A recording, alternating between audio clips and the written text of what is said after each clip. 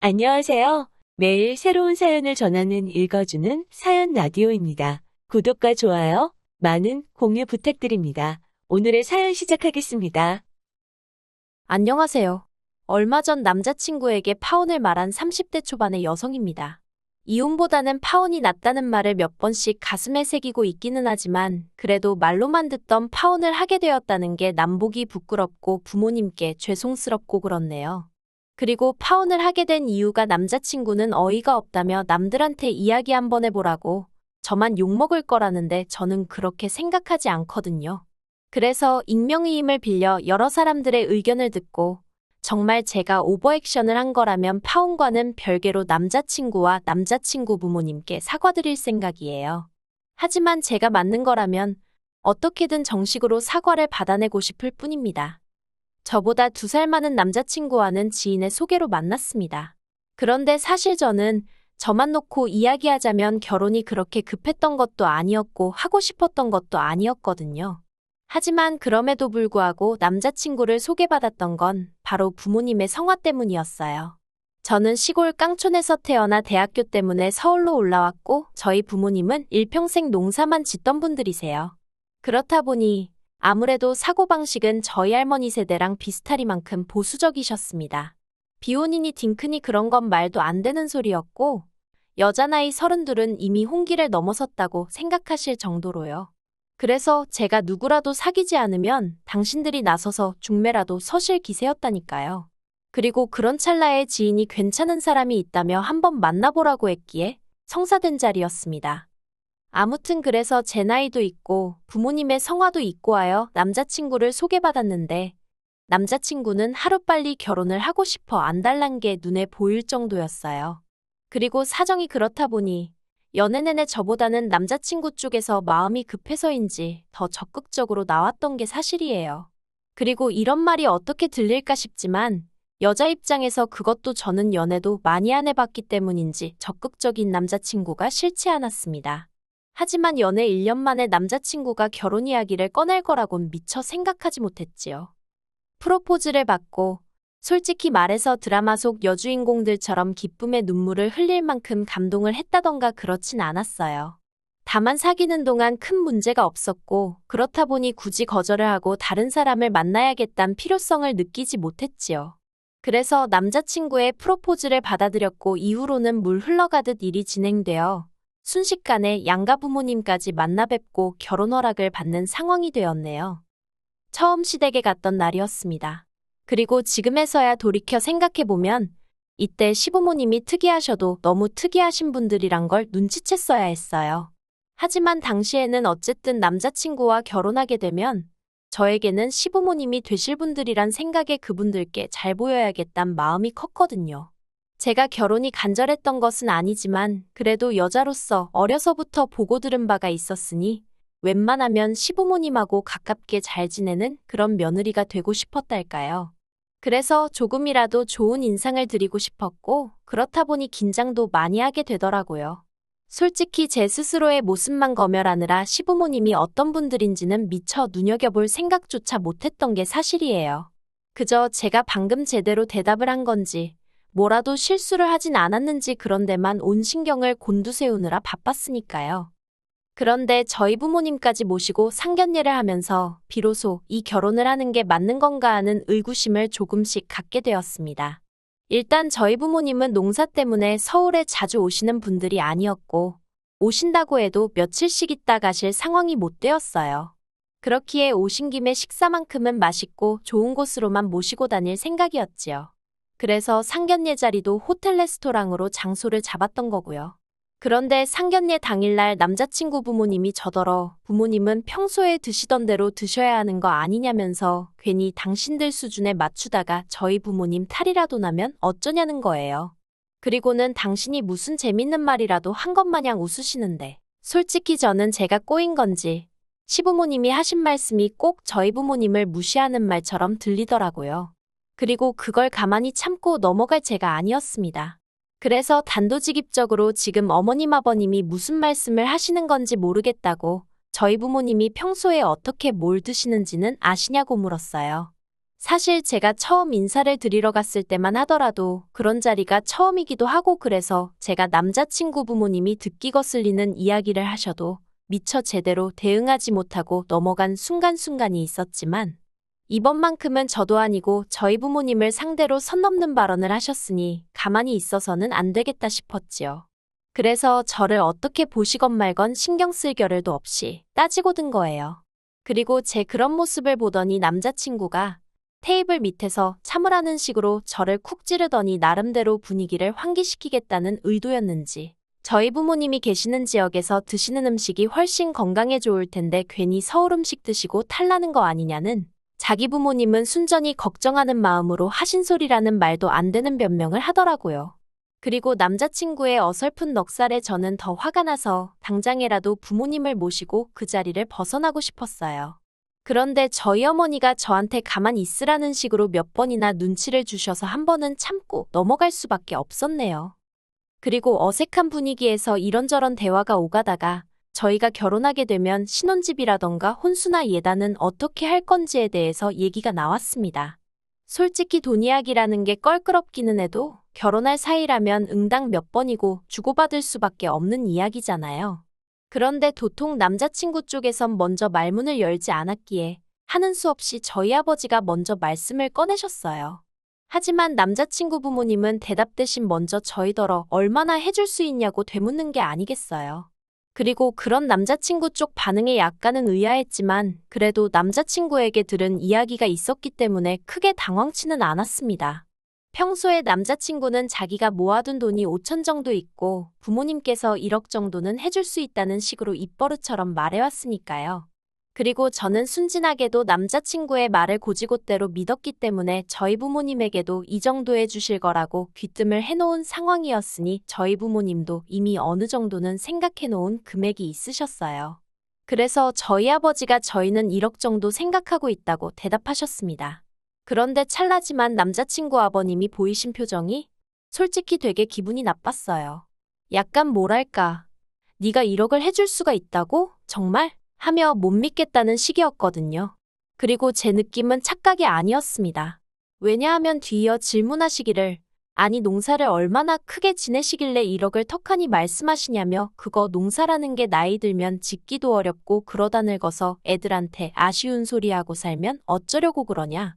막말로 남자친구 아버님이 그런 걸 왜 신경 쓰시는 건지 이해도 안 되고 설령 정말 걱정이 되었다고 한들 왜 이 자리에서 그런 소리를 하시나 싶을 만큼 무례한 태도를 보이셨거든요.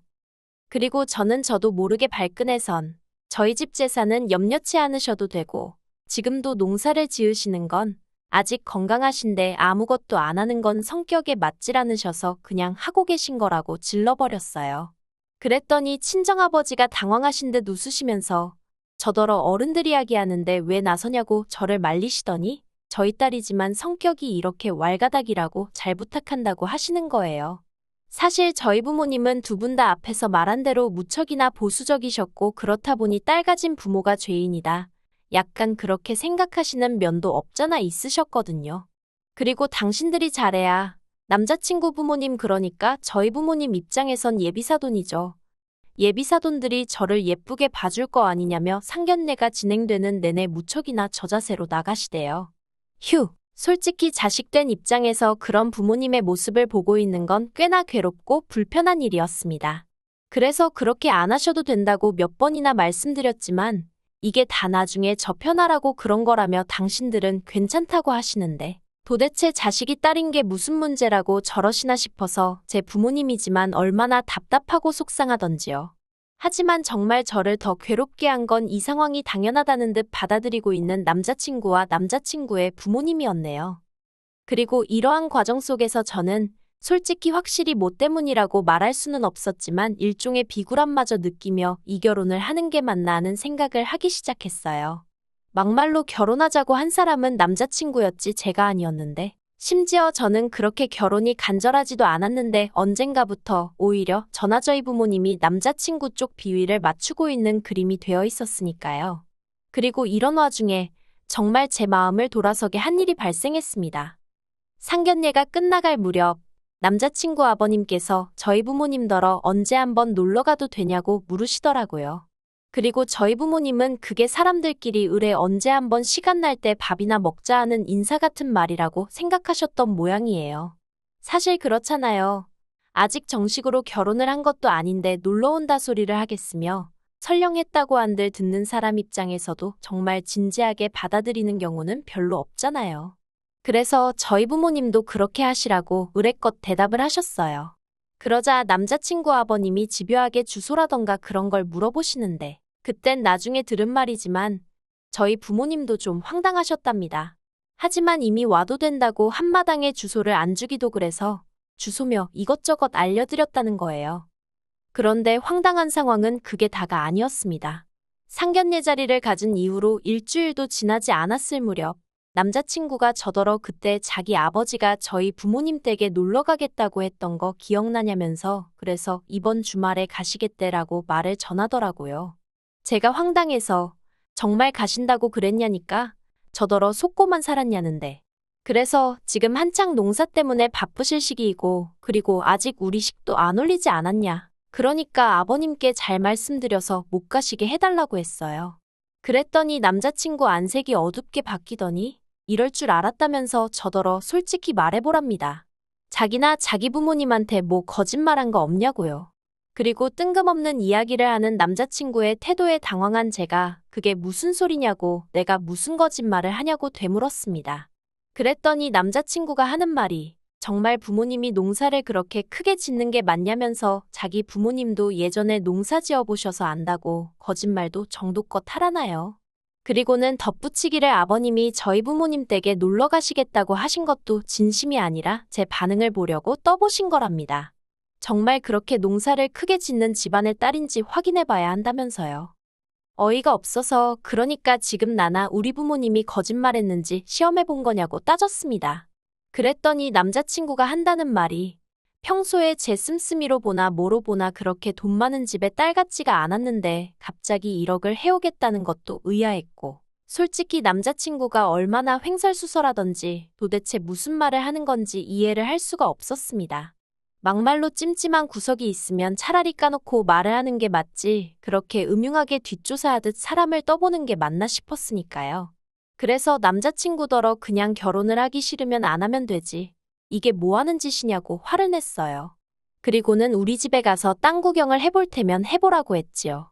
그렇게 와이프 될 사람, 며느리 될 사람 기어이 깎아내려야 직성이 풀리겠으면 그렇게 하라고요. 그런데 더 황당한 건 이렇게 제가 남자친구와 싸우고 결혼을 한 해 안 한해 소리까지 나온 마당에 남자친구 아버님이 정말로 저희 집에 가셨더라고요. 그리고 남자친구와 제가 다툰 사실을 모르셨던 부모님은 갑자기 말도 없이 나타난 아버님이 황당하셨지만 그래도 손님인 만큼 식사도 대접해드리고 땅도 보여드리고 공장도 궁금하다 하셔서 보여드리고 그러셨다는 거예요. 저는 이 사실을 알고는 정말 분한 마음을 감출 수가 없었습니다. 그래서 남자친구한테 전화를 걸어 이게 무슨 개 같은 경우냐고 악을 썼어요. 내가 결혼 안 한다고 하지 않았냐고 그러면 알아들어 먹어야지. 왜 네 부모한테 말을 안 해서 이런 상황이 생기게 하느냐고요. 그러자 남자친구가 하는 말이 자기는 한 번도 저랑 헤어질 생각을 해본 적이 없답니다. 그리고는 저더러 너무 화만 내지 말라면서 그래도 자기 아버지가 다 둘러보시고는 의심해서 미안하다며 이제 제가 며느리감으로 정말 마음에 든다고 하시더라나요. 어이가 없어서 나를 마음에 들어 하시던지 말던지 내 알바냐고. 나는 관심 없다 했어요. 네 마누라 자리도 네 부모 며느리 자리도 10억을 줘도 안 한다고요. 그리고 그렇게 정말 어디 가서 말도 못할 만큼 추접스럽게 남자친구와 다툰 이후로 저는 또 한 번 생각지도 못한 이야기를 들었습니다. 알고 보니 남자친구는 처음부터 저희 집이 어느 정도 먹고 살만하다는 걸 저와의 소개 자리를 주선하던 사람한테 들어서 알고 있었더라고요. 다만 저희 집이 농사를 지을 거라곤 미처 생각을 못했기 때문에 그렇게 아버님을 내세워서라도 자기 눈으로 확인을 하려 들었던 모양입니다. 어이가 없어서 그리고 이 모든 사실을 알게 된 저는 솔직히 남자친구에게 정이란 정은 전부 다 떨어져서 나중엔 오히려 제가 빌다시피 정말 부탁이니 헤어져 달라고 했어요. 그런데 남자친구가 하는 말은 정말 살면서 들어본 말 중에 가장 무식하기 짝이 없었습니다. 너희 부모님은 아무리 돈은 많이 번다고 해도 시골 깡촌에서 평생 흙이나 만지고 사는 사람들이지 않냐? 우리 부모님은 그래도 대학물까지 먹은 서울에서 나고 자란 엘리트다. 그러니 서로 결점은 감춰주고 장점만 바라보며 한 가족이 되자는 정말 말 같지도 않은 개소리를 해댔거든요. 그래서 제가 대학물만 먹었다고 다 엘리트냐고, 자식이냐고 하나 있는 너를 이따위로 키워놓은 것만 봐도 엘리트는 무슨 머리에 총 맞은 사람들 같다고 받아쳐버렸네요. 그리고 이 일로 남자친구가 저더러 말을 무식하게 한다고 지적을 해대길래 더 상스러운 소리도 해줄 수 있다고 받아쳤지요. 그런데 이런 개싸움이 있고 며칠 뒤 남자친구의 소개팅을 주선했던 지인에게 연락을 받았습니다. 한다는 말이 요새 워낙에 자기 스펙 속이는 사람들이 많지 않냐면서 그러니 그쪽 부모도 노파심에 확인해보고 싶었던 것 같은데 저더러 그 정도는 이해해줄 수 있는 거 아니냐는 거예요. 그리고는 원래 가난하고 못 배운 사람들이 농사를 짓는 건 맞잖아 하는데 어후 진짜 전화상으로 대화를 주고받아서 어떻게 하지를 못했지. 눈앞에 있으면 물이라도 끼얹어 버리고 싶더라니까요. 왜 이렇게 생각 없이 말하는 사람들이 많은지 모르겠어요. 직업 가지고 사람을 판단하던 시절은 지나지 않았나요? 그래서 그 지인한테 그렇게 무식하고 좁아터진 마인드로 세상을 보지 말라고 한마디 하고는 더는 연락하지 말라고 했습니다.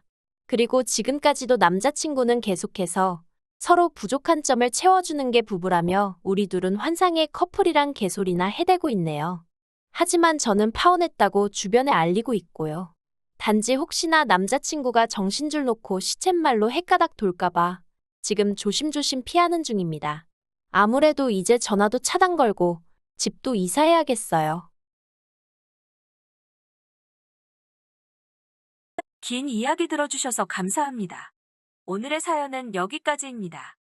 구독과 좋아요, 알람 설정해주시면 앞으로 더 좋은 사연으로 찾아오겠습니다. 감사합니다.